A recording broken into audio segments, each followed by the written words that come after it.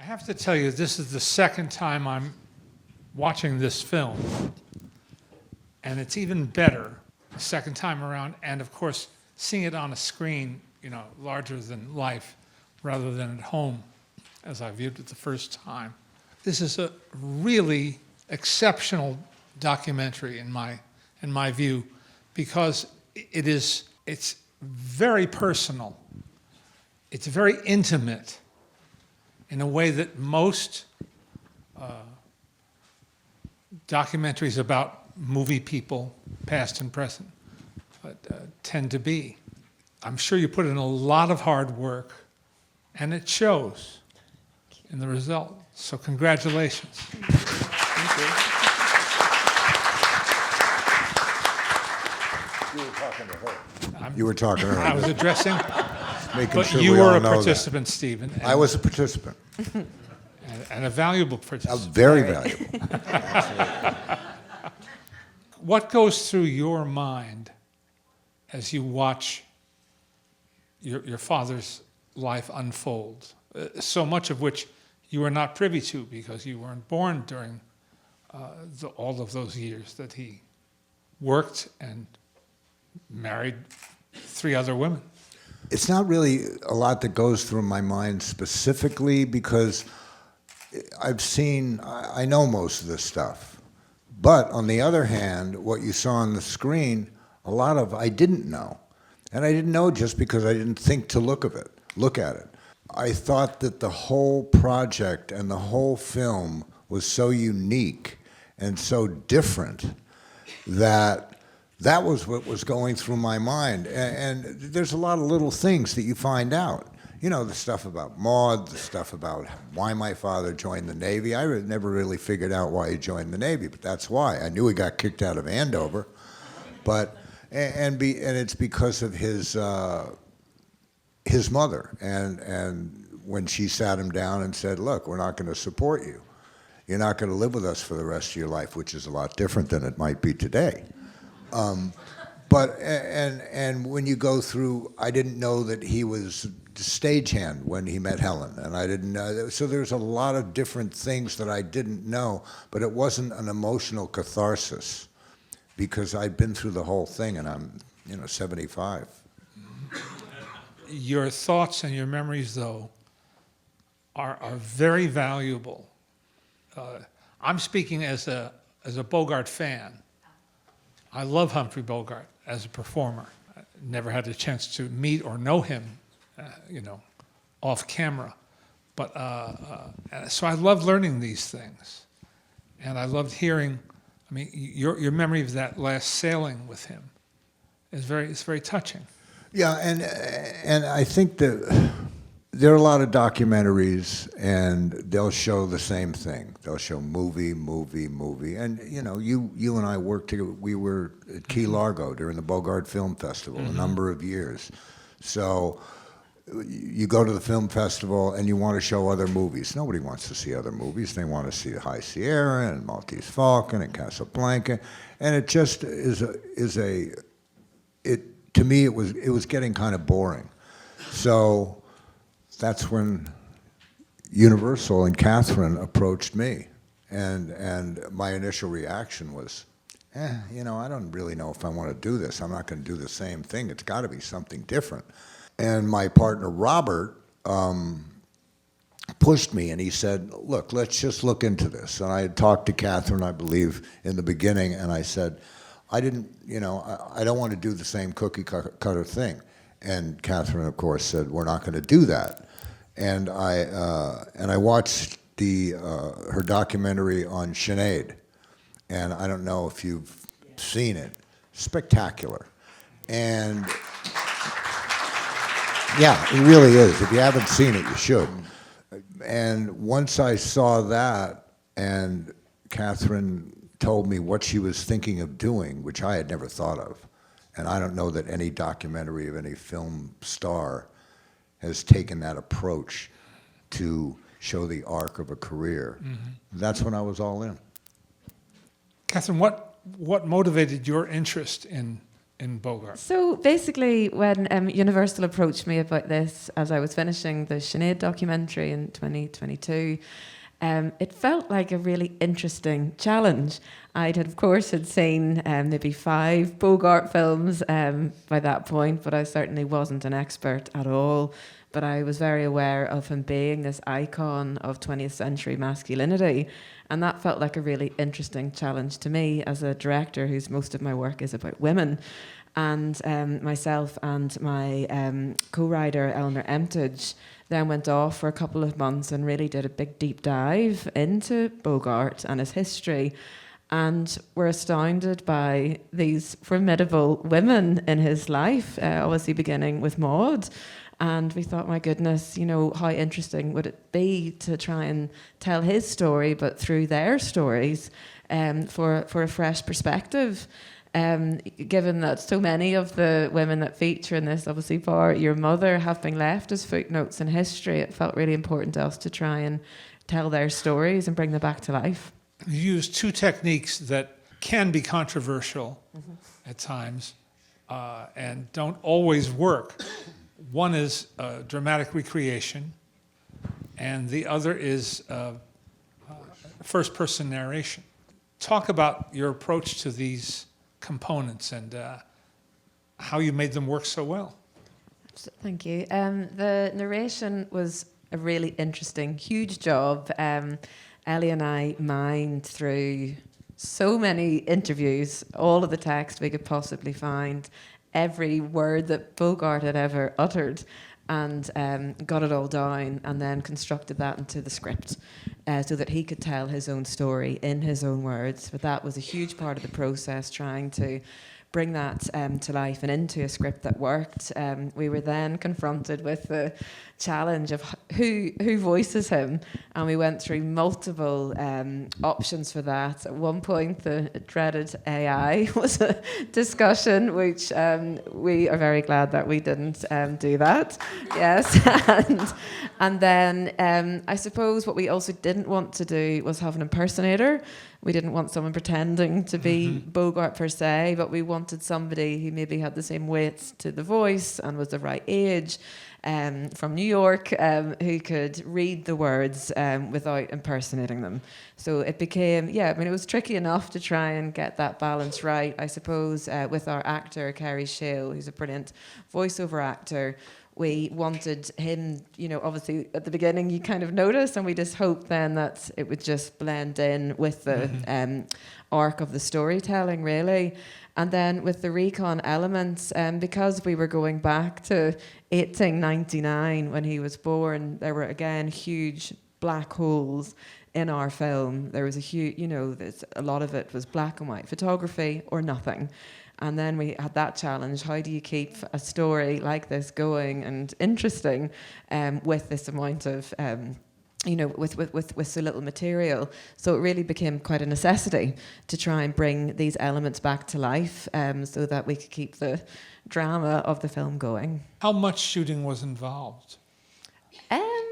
Probably 20% really of the film. But yeah, we shot, we also shot in Warner Brothers in the lot, which was a very fun day, whizzing around on golf carts and all sorts of things, capturing there. And yeah, I mean, it was, it was really nice. It was, again, it was a challenge in how to just do it in as subtle a way as possible so that it didn't eat into the incredible film footage that existed.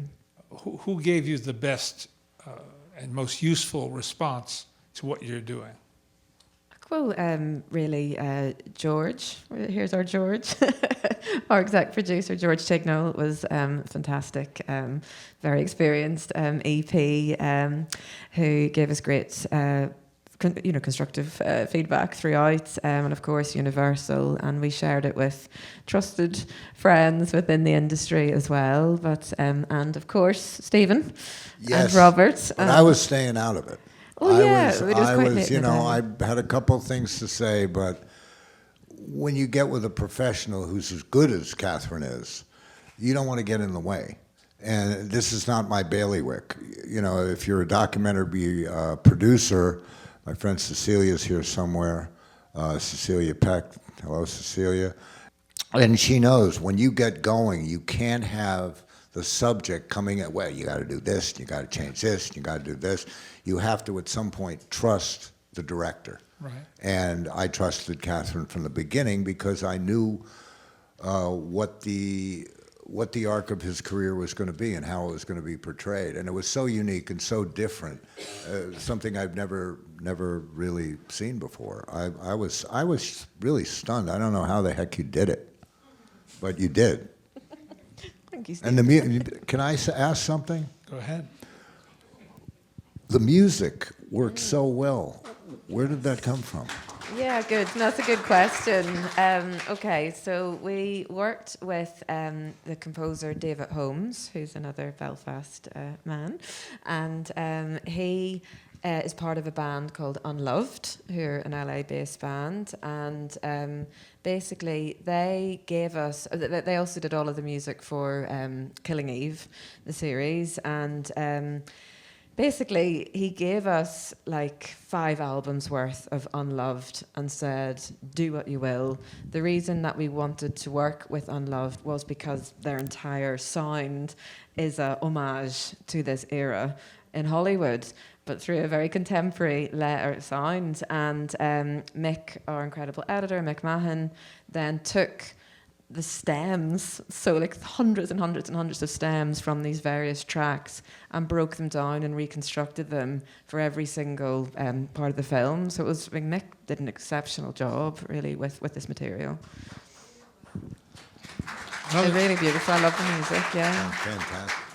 You show great restraint also in the clips from the films. There's just enough to give you a taste, a flavor of Maltese Falcon, of Casablanca, of Petrified Forest, the K Mutiny. Was that difficult to keep from letting some of those scenes play further, or using other clips? Yeah, it was hard enough. I suppose when we did use the clips, we were trying to use them as biographical beats as much as possible, so repurpose them. So I suppose it was really trawling through so many films, because we obviously went right back to the early ones, and we were really trying to find scenes that then mirrored the era or the biographical beat that we were trying to explore within that part of the arc. So it was hard enough. It was hard enough, absolutely. So you weren't you. I'm going to state the obvious now, I guess. So you weren't so much using the clips to remind people about the films as films or as milestones in Hollywood history, as extracting useful material for your biographical narrative.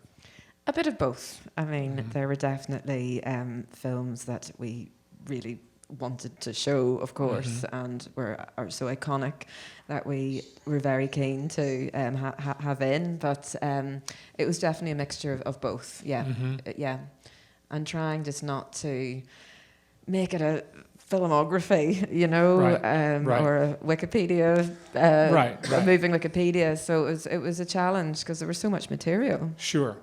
They were blended into the story. Yeah. And seamlessly, I might add. So there, as you said, there wasn't too much emphasis in the films, because then it would have become something different. Right. And it wasn't about the films. It was about the women, actually, as opposed to being about him.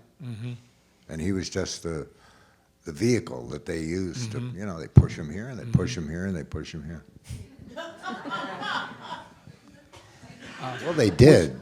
I mean, you know, he meets one and he does something, then, you know, his mother makes him do one thing, and her personality, and then Helen, you know, he's sweeping up the stage, and this star comes over, and, you know, they hook up, and, you know, it was great for a while, and then that was it. I actually think he really loved Mary, because I think that when he went to LA and she came out to LA, and as you saw, he had asked her, you know, let's get married, start a kid, stay in LA. but she wanted Broadway. So she said, no, I'm not going to do that. So then when he hooked up with Mayo, I think it was I think he was sad, but I think he was also ready for a change in the type of person he was going to be with. And she was a more, she was fun. She was, she liked to do a lot of stuff, and she pushed him to great heights. I can't ever forget that I was a young, budding film nut when Joe Hyam's book, Bogey, came out. That's the first book I ever read about your father. And so I retain a great affection for that book. And it may not be the definitive book. Eric Lax's book is much more thorough. But I have a great fondness for that Joe Hyam's book. And I'm glad that he's on camera briefly. Actually, a lot of the voiceovers that are in the film are from the Hyams tapes. Oh, the tapes that he recorded Yeah. in doing his research. Yeah. Oh, what a great source! What a Yeah, great it's resource! amazing. Yeah. What things did you discover after your first pass and after you became knowledgeable about Bogart? What are some of the things that surprised you? I think how long it took him to actually get where he got to. I mean, he really grafted for 20 years before he got anywhere, and I think that shows great tenacity, that he was able to keep going, and especially through the, social political changes that were happening in the world. It was quite a time to keep going. And, he didn't really get where he wanted to get to until he was in his early 40s. So I think that's very interesting. I thought the HUAC side of things was very interesting too. When he recanted, I thought that was very interesting. It felt very out of character for the Bogart that we'd learnt a lot about and understood. But it sounds like John Huston very much that felt the same. That it was very unusual that he decided to do that. I don't know. I think those are the two key things that really jumped out at me. And what interview, soundbite, or film clip caused you to cheer? Oh, nice question. I mean, the whole movies are spectacular. Just to see in colour these candid, behind the scene, secret lives of these titans of cinema. Really, that felt really exciting. And that was very much these tapes were very much provided by Stephen. So it was really spectacular to see them. Who shot those home movies, Stephen? Did your mother shoot a lot of them? My father shot some. Richard Brooks shot a lot of them. I think those are basically the two. My mother shot some. But my father wasn't in a lot of them. He was in a lot of the stuff on the boat and stuff like that. I just think that, back to what you guys were talking about, there were such seminal moments in each decade of his life. I mean, not little things. You've got the Roaring '20s, and before that, World War I, and the Roaring '20s, and then you have the Depression, then you have World War II.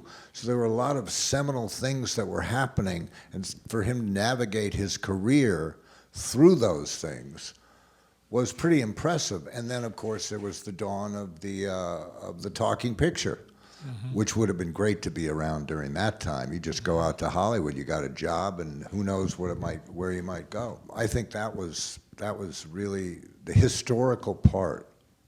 Was also, I'm a big fan of that type of thing, history, and I think that to think about what it was like in those times and how he navigated those times was pretty fun. What surprised you? Were there moments or What really surprised me, I suppose, is putting down on film that Mayo was the key woman in his life that pushed his career to new heights.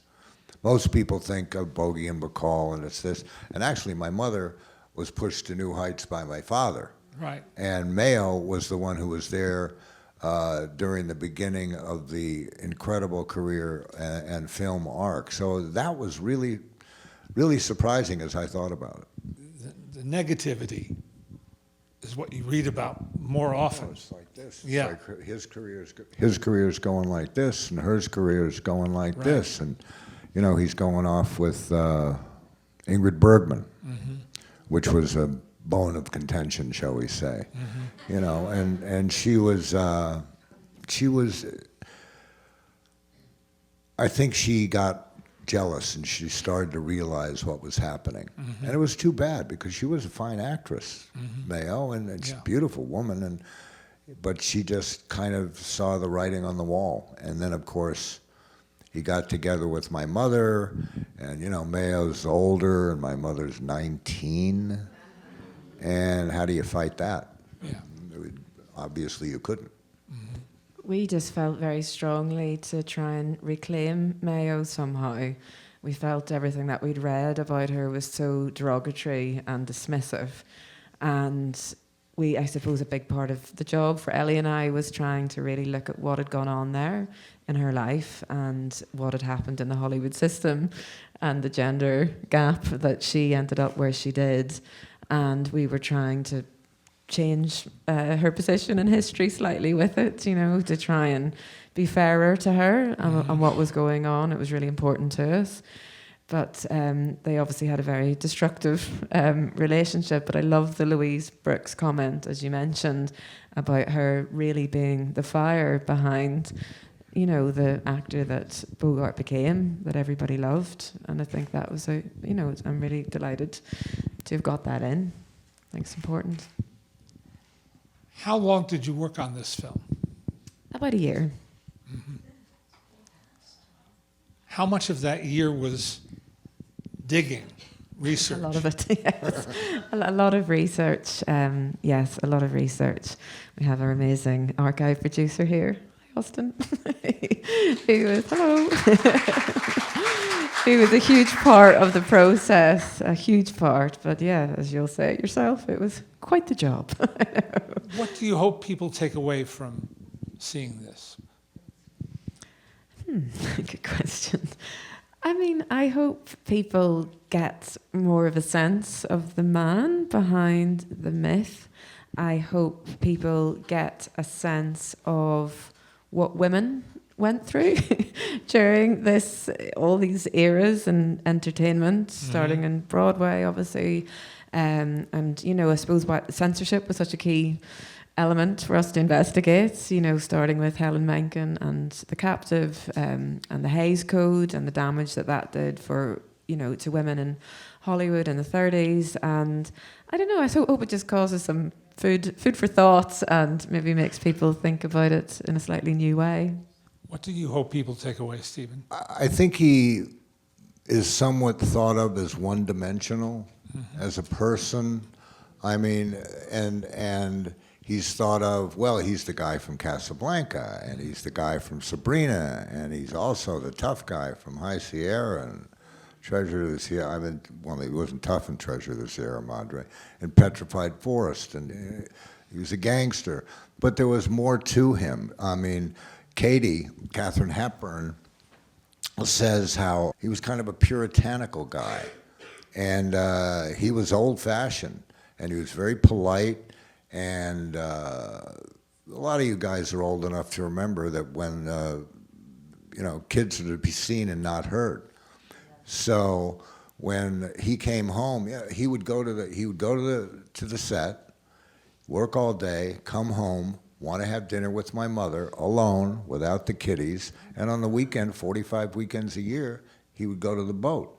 So he wasn't around that much, and what was interesting to me was the way they ended up having children, which was a good thing for me, and my sister as well.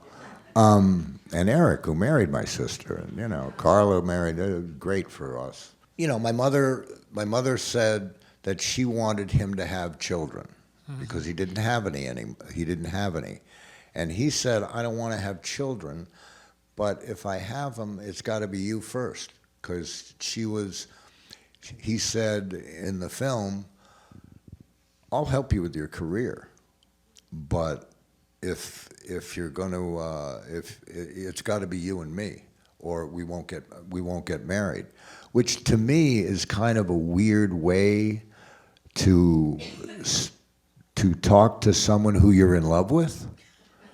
You know, it's kind of like, and then my mother, who loved him, said, yeah, that's fine.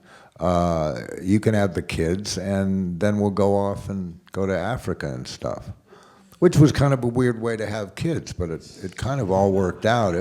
It was, I'm still thinking about that whole thought process that they have.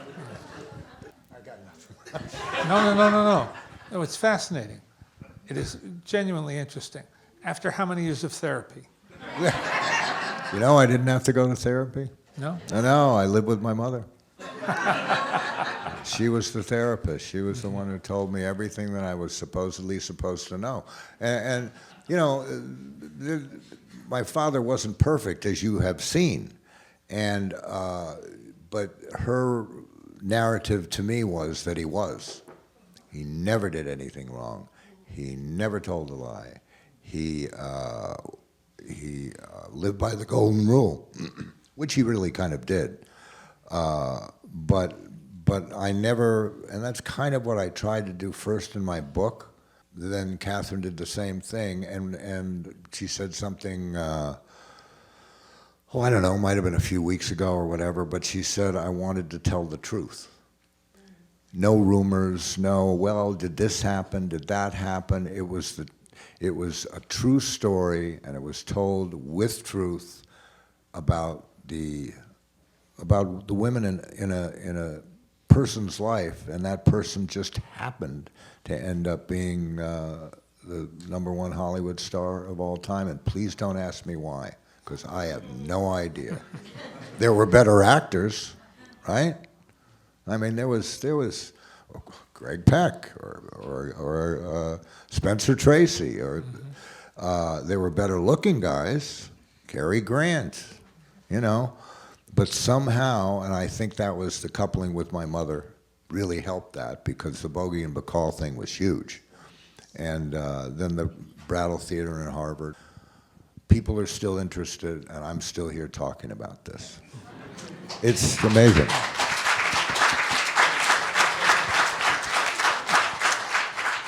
Well, if it was a formula, somebody would have bottled it and made billions. I've said that many times. Yeah. I wish that I did. But it wasn't a formula then, and it isn't a formula today.